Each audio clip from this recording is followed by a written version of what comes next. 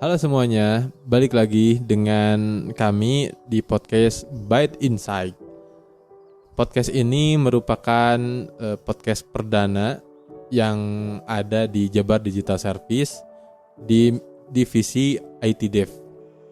Dan saya sudah bersama rekan saya bernama Kang Rindi. Halo Kang Rindi. Halo. Gimana kabarnya Kang? Alhamdulillah baik. Oke, sebelumnya saya ingin menanyakan hal-hal yang berkaitan dengan pekerjaan, entah itu squadnya, entah apapun itu. Pertanyaan pertama itu gimana sih perasaannya bisa kerja di digital service? Iya, bangga sekali ya sebenarnya kerja di JDS ya khususnya, karena kan kita banyak terpilih dari banyak yang melamar. Nah, terus juga yang paling terpenting sih langsung berkontribusi sih dengan perkembangan apalagi di dunia digital di Jawa Barat ya.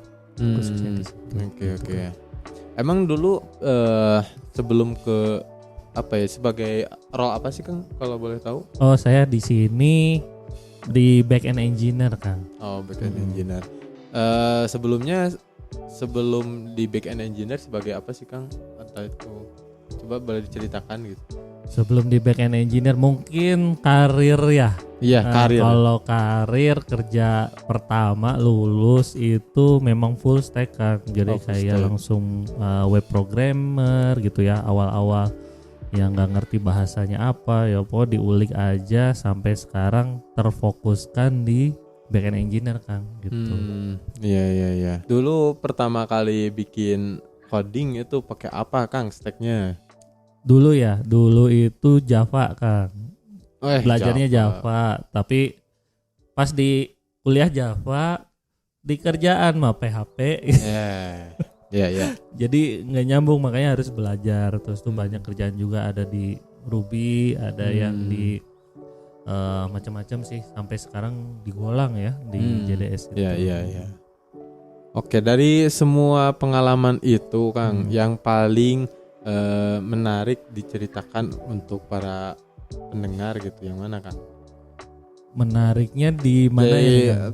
Teknisnya gitu, maksudnya lebih suka Ruby kah, lebih suka PHP kah, atau apa gitu? Itu tergantung ya. Tapi kalau menariknya sih lebih ke cara kita adaptasi ke bahasanya sendiri gitu ya. Misalnya dari Java ke PHP benar-benar leluasa lah. Kalau Java kan harus saklek tuh, sensitif case-nya banget. Terus di Ruby berubah gemnya dikit ngaco aja jadinya versionnya, salah satunya itu. Terus apalagi sekarang digolang mungkin lebih mudah juga dipahami, tapi banyak tapinya juga sih Mang, jadi nggak apa-apa ya dipanggil Mamang. Oke. Siap. Ya Laravel kan PHP juga, nah itu lebih ke frameworknya sebenarnya. Terus kalau digolang sih menariknya memang banyak aneh-anehnya juga ya, beda-beda bahasa, ujung-ujungnya sih ada pros consnya juga sih lebih ke situ. Sangat luas sekali ya hard skill yang dimiliki gitu, banyak pemrograman yang sudah dikuasai. Alhamdulillah. Dan gimana sih bisa banyak hal yang dikuasai selama perjalanan karir gitu Kang. Kan teman-teman di sini juga pasti banyak nih ngalamin kesusahan mempelajari bahasa pemrogramannya gitu. Mungkin cara belajarnya gitu atau cara gimana? Belajarnya. Kalau cara belajarnya lebih ke pertama teman-teman mungkin yang ngedenger juga. Kalau saya sih lebih ke ada curiosity ya, ketertarikan, penasaran. Iya, rasa penasaran. Ya, rasa penasaran. Dari rasa penasaran itu contoh yang saya rasakan sekarang, penasaran di Golang nih, sampai ngulik gimana library-nya dan sebagainya. Dulu dari Java ke PHP penasaran nih PHP ternyata seperti ini, sampai ke ngulik ke frameworknya, library-nya seperti apa kayak gitu. Jadi mungkin modal utama saya lebih ke penasarannya ya. Iya. Terus modal keduanya kepepet Kang. Ya. Kepepetnya karena memang kerjaan dituntut untuk kadang ditunjuk satu bahasa. Ya. Karena udah existing gitu ya. Jadi ya udah mau nggak mau kita harus pelajarin, ngebenerin di situ, fixing. Ya udah jadinya mau nggak mau jadi hatam, tapi mungkin secara praktikal, secara prinsipalnya belum tahu nih harusnya sebenarnya seperti apa gitu. Nah itu memang harus dipelajari lebih dalam lagi sih gitu. Iya, baik. Itu kan latar belakang Kang Rindi ya sebagai jadinya back end ya sekarang ya. Nah, di sekarang teh kan udah masuk di Jabar Digital Service pada kapan sih Kang, dan awalnya gimana sih bisa masuk ke JDS gitu Kang? Masuk ke JDS ya. Masuk ke JDS tuh pas lagi masa pandemi Kang. Oh. Juli 2020 saya. Oh 2020 nah, ya. Kang Firman kamu. Iya. Kalau saya di Juli kebetulan waktu itu memang ditawarin sama teman. Ini ada memang kebutuhan ya, requirement back end. Nah. Terus sebenarnya lebih ke full stack ya ditawarinnya waktu di awal. Bisa view juga enggak gitu. Vue.js ya. Nah, ya udah saya sebenarnya bisa-bisa aja sih yang kayak gitu ya. Cuma memang lebih ke adaptasi lagi, ya udah coba aja dulu. Nah, rasa pengen tahu coba aja dulu, terus tuh ngirim email gitu ya kan. Terus tuh disuruh wawancara sampai ketemu wawancara waktu itu sama Kang Adrian sama Kang Aldo. Iya. Jadi front end sama back end nih saya diwawancara nih Kang. Benar-benar diwawancara. Udah gitu mungkin hasil wawancara itu saya di-prefernya ke back end gitu ya. Itu sama Mas Yoga ya selanjutnya sampai sekarang sih gitu. Di back end. Iya. Berarti udah berapa lama Kang kerja di JDS? Aduh berapa lama? Berarti hampir 3 tahun ya. Berarti 2020 Juli, sekarang udah Juli juga kan, udah mau Agustus ya. Udah 3 tahun sih. Terus pandemi ya berarti. Pandemi ya. Ada kesulitan nggak Kang pas ketika pertama kali masuk ke JDS gitu? Kesulitan mungkin memang adaptasi dari yang awalnya proyekan sampai benar-benar terorganisasi. Kan JDS konsepnya startup ya. Ya. Nah, konsep ke startup itu memang agak adaptasinya tuh. Ini apakah saya boleh sebebas ini atau enggak gitu ya. Kadang kan kemarin kadang terkungkung mungkin bahasanya atau tata caranya dan sebagainya. Ternyata pas masuk sini lebih teratur gitu terasanya ya. Jadi perubahan yang saya rasakan benar-benar membantu saya belajar lebih dalam lagi. Ternyata ngoding tuh nggak hanya asal ngoding yang penting jadi, tapi ternyata ada code review, ada API spec, ngobrol, terus tuh ada sprint planning. Nah yang itu belum benar-benar baru dirasakan di JDS gitu kan. Terus pembagian role yang dulunya saya mungkin full stack ngerjain sendiri, ada tugas dari atasan nih kayak gini bikin, ya udah yang sejadinya, tapi sekarang udah pembagian. Nah gimana biar kerjanya paralel dan sebagainya. Nah, itu keteraturan itu sih yang menarik ya. Yang membuat saya lebih improve lagi sih sebenarnya gitu. Berarti lebih ke manajerialnya ya yang lebih baik gitu. Dalam pengerjaan tuh nggak serta-merta langsung coding gitu kan. Betul. Pasti ada diskusi terlebih dahulu tadi yang disebutkan API spec dan sebagainya gitu. Jadi ada diskusi antara front end dan back end gitu ya. Jadi udah dispesialisasikan ya di JDS ya Kang. Betul, ada spesialisasi sehingga yang sebelumnya kita kerja sendiri sekarang jadi bahasanya dipecah ya. Dipecah per role-nya, jadi tasknya lebih dalam lagi. Jadi kalau kamu back end ya udah benar-benar back end, API-nya harus kayak gimana. Jadi lebih konsen lagi. Kayak gitu sih Kang. Kalau saat ini masuk dalam squad apa sih kan namanya atau project apa gitu? Oke, kalau di JDS sendiri kan mengadopsi konsep tribe ya. Iya. Nah, tribe itu Apa itu, Kang? Bentar ya. Kata kalau gampangnya ya mungkin biar teman-teman yang tahu itu tribe tuh jadi kayak ada pengelompokan lagi. Jadi kita tuh kayak memang ada divisi-divisi tetapi kita ada pengelompokan lagi. Jadi antar divisi itu kita punya kayak tim grup lagi. Nah, di situ kita difokusin. Nah, saya sendiri masuknya fokusnya di chess ya. Chess itu lebih ke kalau sederhananya itu lebih ke langsung terasa ranah publik. Iya, ranah publiknya gitu ya. Ada yang eksternal dan internalnya. Yeah. Nah, saya masuk ke squad yang eksternalnya. Nah, di situnya juga ada klasifikasi lagi, ada sub-subnya lagi. Nah, itu masuknya di pengembangannya Sapa Warga, Kang, gitu. Namanya aplikasinya Sapa Warga Iya, ya. betul.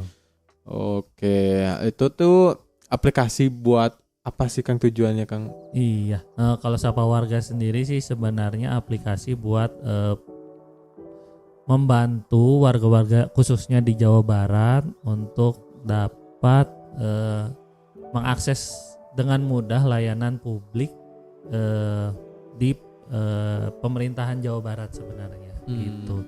Jadi nanti warga Jawa Barat misal pengen bayar pajak, nggak usah install macam-macam, bayar pajak misal lagi dan sebagainya, cukup install Sapa Warga, semua fitur di situ. Apalagi kemarin kan PPDB ya.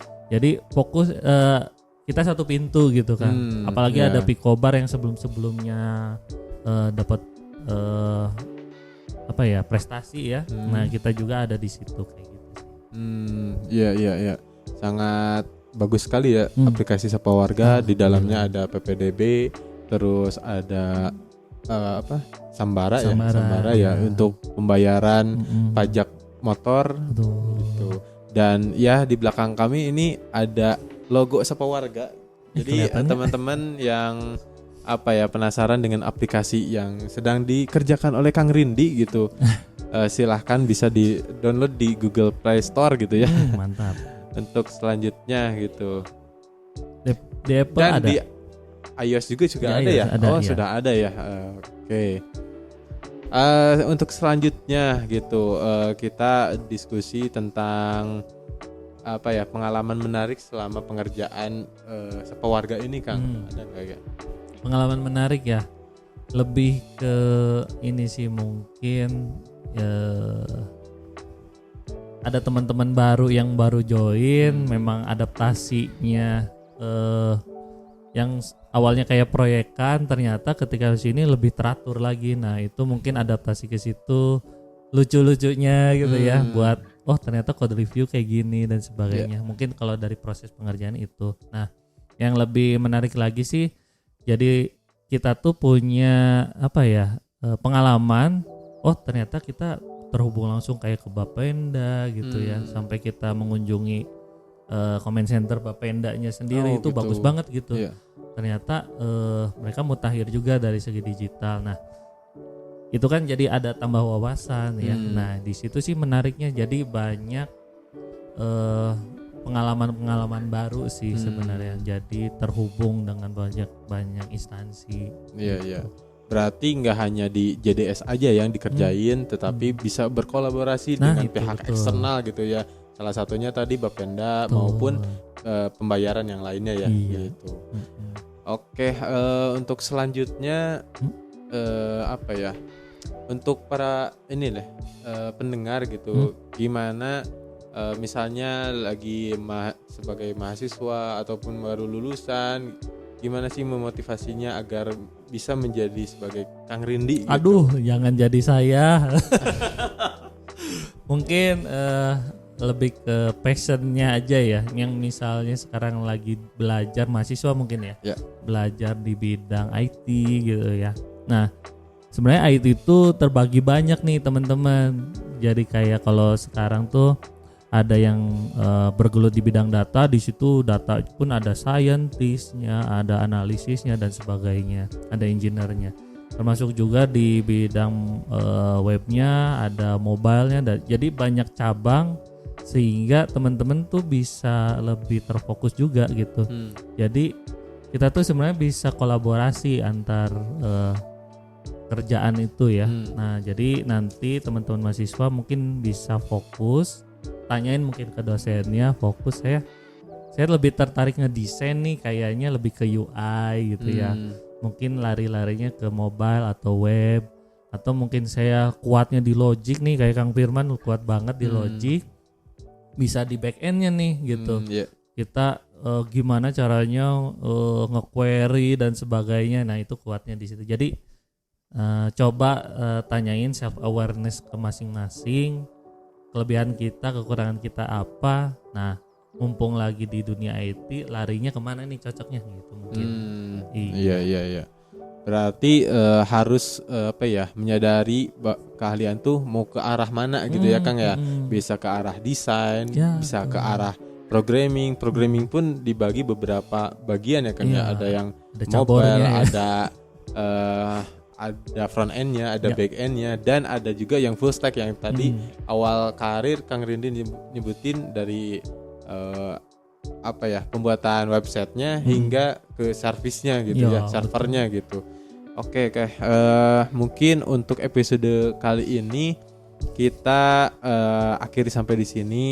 Mungkin dari Kang Rindi ada beberapa saran atau masukan ke teman-teman.